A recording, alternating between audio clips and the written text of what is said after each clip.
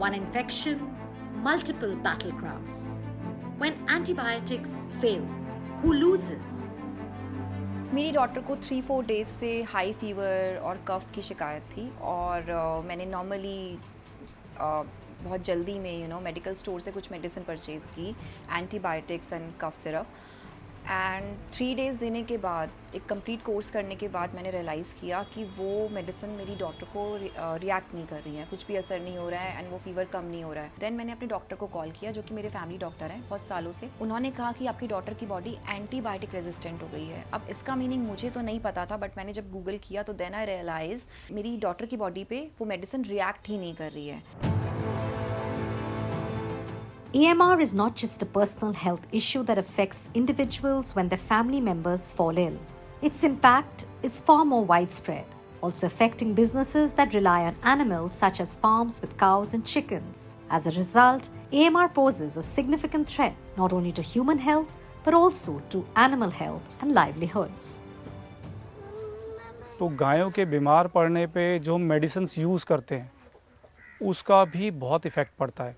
अगर हमें मान लो उसको देना है 10 mg, हमने उसको 20 mg का इंजेक्शन लगा दिया कि भाई जल्दी से जल्दी ये ठीक हो जाए, वो ऑन द स्पॉट ठीक तो होगा, लेकिन जो उसके जो इफ़ेक्ट है ना वो फ्यूचर में दिखाई देते हैं।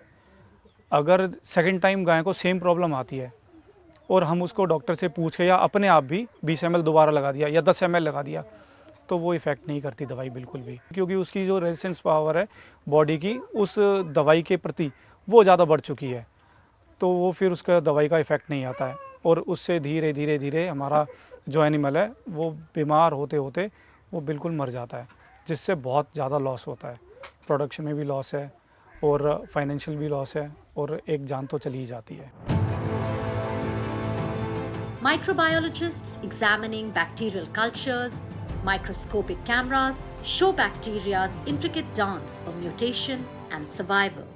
ये इन्फेक्शन का पता लगना, उसके ऊपर कौन सी एंटीबायोटिक सेंसिटिव है, उस मेडिसिन को प्रिस्क्राइब करना और एक प्रॉपर ड्यूरेशन और प्रॉपर कोर्स के साथ देना कि जो मेडिसिन ओरली लेनी है उसको ओरली देनी है, इस टाइम पे देनी है, बिफोर मील, आफ्टर मील, फिर कितने आवर का गैप रखना है। कई मेडिसिन्स हैं जो 8 आवरली दी जाती हैं, कई मेडिसिन्स हैं जो 12 आवरली दी जाती हैं। For this case, only doctor is authorized, he or she is authorized to use medicines that clinically which medicine will be effective, and if clinically his judgment is getting wrong, then he goes for blood culture, urine culture, stool culture, and accordingly after report medicines are prescribed. Antimicrobial resistance affects us all, from hospitals to farms.